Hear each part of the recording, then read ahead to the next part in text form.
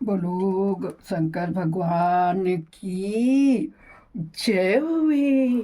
जय जय शंकर भगवान की जय हुई। श्री गणेशाय नमः।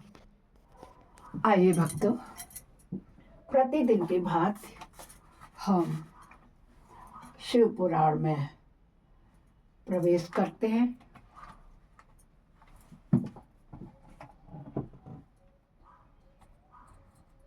कल मैंने आपको 15 और 16 सुनाया था ना शायद। हाँ, आइए उसके आगे का अध्याय अध्ययन करेंगे। हम शिव कोटि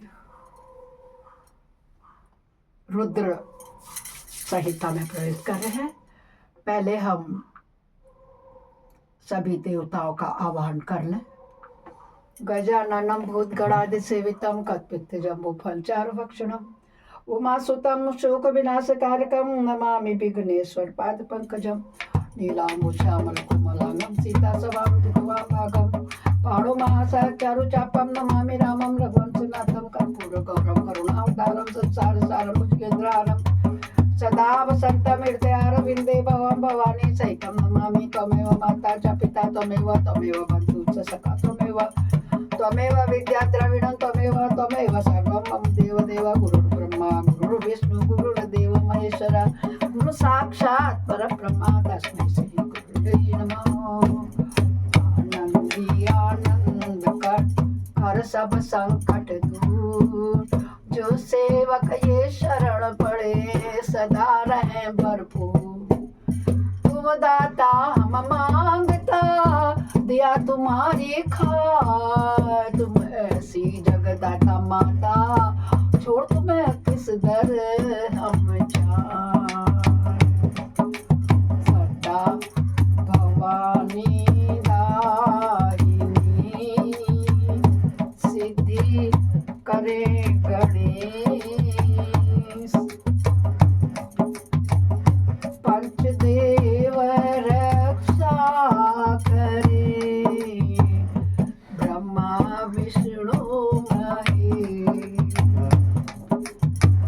सर्वे भवन्तु सुखिनः सर्वे सन्तु निरामयाः सर्वे भद्राणि पश्यन्तु मा कश्चित् दुःख भाग् भवेत्।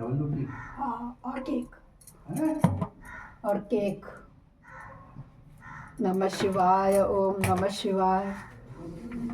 हाँ, ओम नमः शिवाय। ओम नमः शिवाय। ओम नमः शिवाय। ओम नमः शिवाय। ओम नमः शिवाय। ओम नमः शिवाय। ओम नमः शिवाय। ओम नमः शिवाय। ओम नमः शिवाय। ओम नमः शिवाय। नमः शिवाय। ओम नमः शिवाय। ओम नमः शिवाय। ओम नमः शिवाय। हाँ, मैंने ठीक कहा। कल हमने आपको 16वें अध्याय तक अध्ययन कराया था। मल्लिकार्जुन ज्योतिर्लिंग का ना, महाकालेश्वर। अब महाकाल के महात्म के प्रसंग में शिव भक्त राजा चंद्रसेन तथा गोप बालक श्रीकर की कथा है। बड़े श्रद्धा भाव से सुनिए भक्तों। यदि आपका मेरा ये शिव पुराण सुनने में ना एक लाइक करने में कुछ नहीं जाता, हर हर महादेव लिखने में भी कुछ नहीं जाता। अब पहली बार अगर सुन रहे होते हैं तो सब्सक्राइब कर आइकन बेल दबाने में मेरा जाता है। सबसे पहले मेरा वीडियो आपके पास पहुंच जाता है नोटिफिकेशन कि आज ये आया है मंजू पंत की दुनिया से। तो आजकल एक हाइप नाम का कुछ टॉपिक यूट्यूब ने दिया है, आप उसको भी दबा देंगे तो उससे हमको कुछ पॉइंट मिलते हैं और कुछ नहीं होता। आपका कुछ नहीं जाएगा, हमारा पॉइंट बढ़ जाएगा। हर हर महादेव के से मैंने भक्तों पर भी अर्जी लगाई है, देखा कौन कौन स्वीकार करता है। यहाँ तो लाइक कमेंट्स करने में ही कंजूसी करते हैं। कोई बात नहीं, मुझे तो शिव चर्चा में आनंद आता है। बोलो शंकर भगवान की जय। सूत जी कहते हैं, हे ब्राह्मणों, भक्तों की रक्षा करने वाले महाकाल नामक ज्योतिर्लिंग का महात्म्य भक्ति भाव को बढ़ाने वाला है, उसे आदर पूर्वक सुनो। उज्जैनी में चंद्रसेन नामक एक महान राजा थे जो संपूर्ण शास्त्रों के तत्व के शिव भक्त और जितेंद्रिय थे। शिव के पार्षदों में प्रधान तथा सर्वलोक वंदित मणिभद्र जी राजा चंद्रसेन के सखा हो गए थे। एक समय उन्होंने राजा पर प्रसन्न होकर उन्हें चिंतामणि नामक महामणि दे दी, जो कौस्तुभ मणि तथा सूर्य के समान दैदीप्यमान थी। वह देखने, सुनने तथा ध्यान करने पर भी मनुष्य को निश्चय ही मंगल प्रदान करती थी। भगवान शिव के आश्रित रहने वाले राजा चंद्रसेन उस चिंतामणि को कंठ में धारण करके जब सिंहासन पर बैठते, तब देवताओं में सूर्य नारायण की भांति उनकी शोभा होती थी। नृपसेन मतलब राजाओं के राजा, नपों में श्रेष्ठ चंद्रसेन के कंठ में चिंतामणि शोभा देती थी। यह सुनकर समस्त राजाओं के मन में उस मणि के प्रति लोभ की मात्रा बढ़ने लगी और शुद्ध रहने लगे। तदंतर वे सब राजा चतुरंगणी सेना के साथ आकर युद्ध में चंद्रसेन को जीतने के लिए उद्यत हो गए। क्यों? क्योंकि वह मणि लेंगे। वे परस्पर मिल गए थे और उसके साथ बहुत से सैनिक थे। उन्होंने आपस में संकेत और सलाह करके आक्रमण किया और उज्जैनी के चारों द्वारों को घेर लिया। अपनी पूरी को संपूर्ण राजाओं द्वारा घिरी हुई देख राजा चंद्रसेन उन्हीं भगवान महाकालेश्वर की शरण में गए और मन को संदेह रहित करके दृढ़ निश्चय करके साथ उपवास पूर्वक दिन रात अनन्य भाव से महाकाल की आराधना करने लगे। उन्हीं दिनों उस श्रेष्ठ नगर में कोई ग्वालिन रहती थी जिसका एकमात्र पुत्र था। वह विधवा थी और उज्जैनी में बहुत दिनों से रहती थी। वह अपने 5 वर्ष के बालक को लिए हुए महाकाल के मंदिर में गई और उसने राजा चंद्रसेन द्वारा की गई महाकाल की पूजा का आदर पूर्वक दर्शन किया। राजा के शिव पूजन के पश्चात वह आश्चर्यचकित हो गए। उत्सव देख कर मन भगवान को प्रणाम करने लगे और फिर अपना माता अपने निवास स्थान पर लौट आई। ग्वालिन के उस बालक ने भी वह सारी पूजा देखी थी, अतः घर आने आकर के उसने कौतूहलवश पूछा अपने माँ से कि शिव जी की पूजा करने का विचार किया। एक सुंदर पत्थर ला करके उसे अपने शिविर से थोड़ी ही दूर पर दूसरे शिविर के एकांत स्थान में रख दिया और उसी को शिवलिंग माना। फिर उसने भक्ति पूर्वक कृत्रिम गंध, लोग कृत्रिम भी पूजा करते हैं ना, जैसे मानसिक पूजा होती है और ये लौकिक पूजा होती है। उसने क्या किया? गंध, अलंकार, वस्त्र, धूप, दीप, अक्षत आदि द्रव्य जुटाकर उनके द्वारा पूजन करके मना कल्पित दिव्य नैवेद्य भी अर्पित किया। सुंदर सुंदर पत्तों और फूलों से बारंबार पूजन करके भांति भांति से नृत्य किया और बारंबार भगवान के चरणों में मस्तक झुकाया। उसी समय ग्वालिन ने भगवान शिव में आसक्त चित्त हुए अपने पुत्र को बड़े प्यार से भोजन के लिए बुलाया, परंतु उसका मन तो भगवान शिव की भक्ति में पूजा में लगा हुआ था। अतः जब बारंबार बुलाने पर भी उस बालक को भोजन करने की इच्छा नहीं हुई, तब उसकी माँ स्वयं उसके पास गई और उस शिव के आगे आंख बंद करके ध्यान लगाए बैठा देख करके उसको हाथ पकड़कर खींचने लगी। इतने पर भी जब वह न उठा, तब उसने क्रोध में आकर उसे खूब पीटा। खींचने और मारने पीटने पर जब उसका पुत्र नहीं आया, तब उसने वह शिवलिंग उठाकर दूर फेंक दिया। किसने? उसकी माँ ने। और उस पर चढ़ाई हुई सारी पूजा सामग्री नष्ट कर दी। यह देख बालक हाय हाय हाय हाय करके रो उठा। रोष से भरी हुई ग्वालिन अपने बेटे को डांट फटकार कर पुनः घर में चली गई। भगवान शिव की पूजा को देख माता के द्वारा नष्ट की गई वह बालक देव देव महादेव को पुकार करते हुए ऐसा मूर्छित होकर गिर पड़ा। उसके नेत्रों से आंसुओं की धारा प्रवाहित होने लगी। 2 घड़ी बाद जब उसे चेत आया, यानी कि उसको क्या आया? होश आया, तो उसने आंखें खोली। आंख खुलने पर उस शिशु ने क्या देखा? उसका वही शिविर भगवान शिव के अनुग्रह से तत्काल महाकाल का सुंदर मंदिर बन गया। वहां पर बोलो शंकर भगवान की जय होवे। मणियों के चमकीले खंभे उसकी शोभा बढ़ा रहे थे। वहां की भूमि स्फटिक मणि से जड़ दी गई थी। तपाए हुए सोने के बहुत से विचित्र कलश उस शिवालय को सुशोभित करते थे। उसके विशाल द्वार, कपाट और प्रधान द्वार सुवर्णमय दिखाई देते थे। वहां बहुमूल्य नीलमणि तथा हीरे के बने हुए चबूतरे शोभा दे रहे थे। उस शिवालय के मध्य भाग में दयानिधान शंकर जी का रत्नमय लिंग प्रतिष्ठित था। ग्वालिन के उस पुत्र ने देखा उस शिवलिंग पर उसकी अपनी ही चढ़ाई हुई पूजन सामग्री सुसज्जित है। बोलो शंकर भगवान की जय। यह श्रद्धा और भक्ति जो मैं कहती हूँ, प्रेम, उसे देखा कि उसी उसी पूजन सामग्री से सुसज्जित है वह लिंग। यह सब देख बालक सहसा उठकर खड़ा हो गया। उसे मन ही मन बड़ा आश्चर्य हुआ और वह परमानंद के समुद्र में निमग्न सा हो गया। तदंतर भगवान शिव की स्तुति करके उसने बारंबार चरणों में मस्तक झुकाया। सूर्यास्त होने के पश्चात वह गोप बालक शिवालय से बाहर निकला। बाहर आकर उसने अपने शिविर को देखा।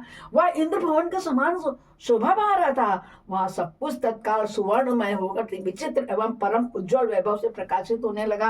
फिर वह उस भवन के भीतर गया जो सब प्रकार की शोभाओं से संपन्न था। उस भवन में स्वर्ण मणि रत्न और सुवर्ण ही जड़े गए थे। प्रदोष काल में सानंद भीतर प्रवेश करके बालक ने देखा उसकी माँ दिव्य लक्षणों से लक्षित हो एक सुंदर पलंग पर बैठी सो रही है। रत्नमय अलंकारों से उसकी सभी अंग दीप्त हो रहे हैं। वह साक्षात देवांगना के समान दिखाई देती है। मुख से विह्वल हुए उस बालक ने अपनी माता को बड़े वेग से उठाया। वह भगवान शिव की कृपा पात्र हो चुकी थी। ग्वालिन ने उठकर देखा सब कुछ अपूर्व सा हो गया था। उसने महान आनंद में निमग्न अपने बेटे को छाती से लगा लिया। पुत्र के मुख से गिरजापति के कृपा प्रसाद का वह सारा वृत्तांत सुनकर ग्वालिन ने राजा को सूचना दी जो निरंतर भगवान शिव के भजन में लगे रहते थे। राजा अपने नियम पूरा करके रात में सहसा वहां आए और ग्वालिन के पुत्र का वह प्रभाव जो शंकर जी को संतुष्ट करने वाला था देखा। मंत्रियों और पुरोहितों सहित राजा चंद्रसेन वह सब कुछ देख परमानंद के समुद्र में डूब गए और नेत्रों से प्रेम के आंसू बहाते हुए प्रसन्नता पूर्वक शिव के नाम कीर्तन करते हुए उन्होंने उस बालक को हृदय से लगा दिया। ब्राह्मणों उस समय वहां बड़ा भारी उत्सव होने लगा। सब लोग आनंद विभोर होकर महेश्वर के नाम और यश का कीर्तन करने लगे। इस प्रकार शिव का यह अद्भुत महात्म्य देखने से पूर्वाचार्य को बड़ा हर्ष हुआ और इसी की चर्चा में वह सारी रात एक क्षण के समान व्यतीत हो गई। युद्ध के लिए नगर के चारों ओर से घेर कर खड़े हुए राजाओं ने भी प्रातःकाल अपने गुप्तचरों के मुंह से वह सारा वृत्तांत सुना। उसे सुनकर वो सबको आश्चर्यचकित हो गया, आश्चर्यचकित हो गए और वहां आए हुए सब नरेश एकत्र हो आपस में इस प्रकार बोले। क्या बोले? ये राजा चंद्रसेन बड़े भारी शिव भक्त हैं, अतः इन पर विजय पाना कठिन है। ये सर्वथा निर्भय होकर महाकाल की नगरी उज्जैनी का पालन करते हैं, जिसके पुरी के बालक भी ऐसे शिव भक्त हैं। वे राजा चंद्रसेन तो महान शिव भक्त होंगे ही। इनके साथ विरोध करने से निश्चय भगवान शिव क्रोध हो जाएंगे। उनके क्रोध से हम सब लोग नष्ट हो जाएंगे। अतः इस नरेश के साथ हमें मेल मिलाप होकर ले लेना चाहिए। ऐसा होने पर महेश्वर हम पर भी कृपा करेंगे। बोलो शंकर भगवान की जय होवे। सूत जी महाराज कहते हैं, ब्राह्मणों ऐसा निश्चय करके शुद्ध हृदय वाले उन सब भूपालों ने हथियार डाल दिए। उनके मन से बैर भाव निकल गया। वे सभी राजा अत्यंत प्रसन्न हो चंद्रसेन की अनुमति ले महाकाल की उस रमणीय नगरी के भीतर गए। वहां उन्होंने महाकाल का पूजन किया। फिर वे सब के सब उस ग्वालिन के महान अभ्युदय पूर्ण दिव्य सौभाग्य भूरी भूरी प्रशंसा करते हुए उसके घर पर गए। वहां राजा चंद्रसेन आगे बढ़कर उनका स्वागत सत्कार किया। वे बहुमूल्य आसन पर बैठे और आश्चर्यचकित हुए, आनंदित हुए। गोप बाल के ऊपर कृपा करने के लिए स्वतः प्रकट हुए शिवालय और शिवलिंग का दर्शन करके उन सब राजाओं ने अपनी उत्तम बुद्धि भगवान शिव के चिंतन में लगा दी। तदंतर उन सारे नरेशों ने भगवान शिव की कृपा प्राप्त करने के लिए उस गोप शिशु को बहुत सी वस्तुएं प्रसन्नता पूर्वक भेंट की। संपूर्ण जनपदों में से जो बहुसंख्यक गोप रहते थे उन सबके राजा उन्होंने उसी को बालक बना दिया। सब बच्चों का राजा बना दिया।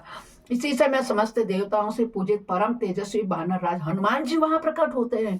उनके आते ही सब राजा बड़े वेग से उठकर खड़े हो गए। उन सब ने भक्ति भाव से विनम्र होकर उन्हें मस्तक झुकाया।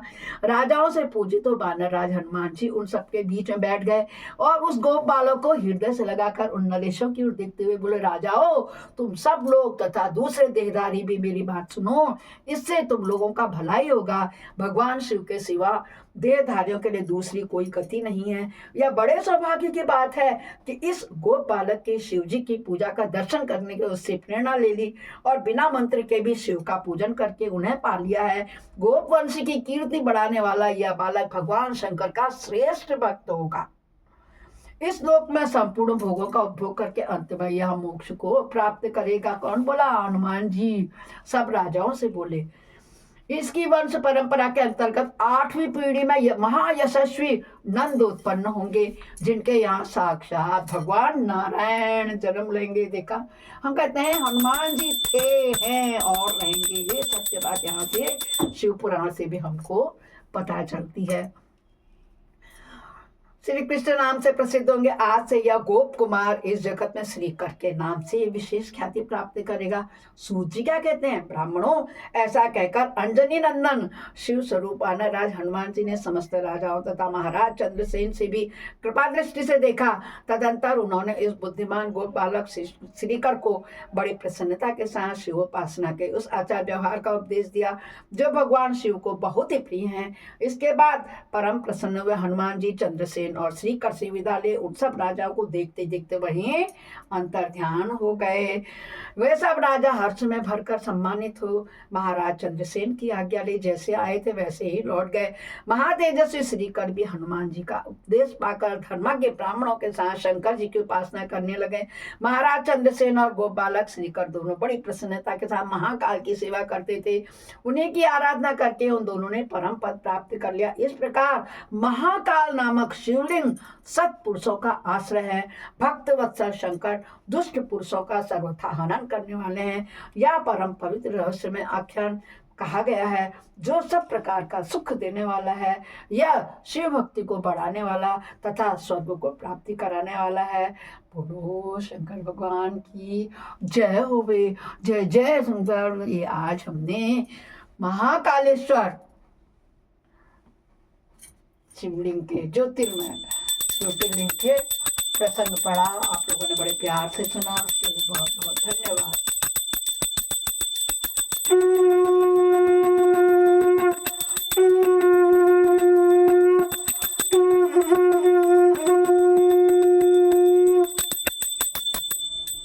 अपराध सहस्राणि क्रियन्ते अनिशमया दासोऽमिति माम त्वां क्षमस्व परमेश्वर। मंत्रहीनम क्रियाहीनम भक्तिहीनम सुरेश्वर यद पूजितं मया देव परिपूर्णं तदस्तु। मंत्रहीनम क्रियाहीनम भक्तिहीनम सुरेश्वर यद पूजितं मया देव परिपूर्णं तदस्तु मे। हे शंकर भगवान, सभी उपस्थित लोग जो भी शिव पुराण सुन रहे हैं, जो भी सुनेंगे या आगे कभी फिर सुने, उन सबका कल्याण करना, उनके समस्त पापों का नाश करके उन्हें मोक्ष देना, श्री चरणों में जगह देना। बोलो शंकर भगवान की जय होवे। जय जय भोलेनाथ। जय जय भोलेनाथ। इस प्रकार हमारा अध्याय 17 संपूर्ण हुआ। कल हम इसके आगे अध्ययन करेंगे। हर हर महादेव। इसे श्रवण कर कट जाते हैं जन्म जन्म की व्यथा। यही है शिव शंकर की कथा। दोस्तों, हर हर हर महादेव।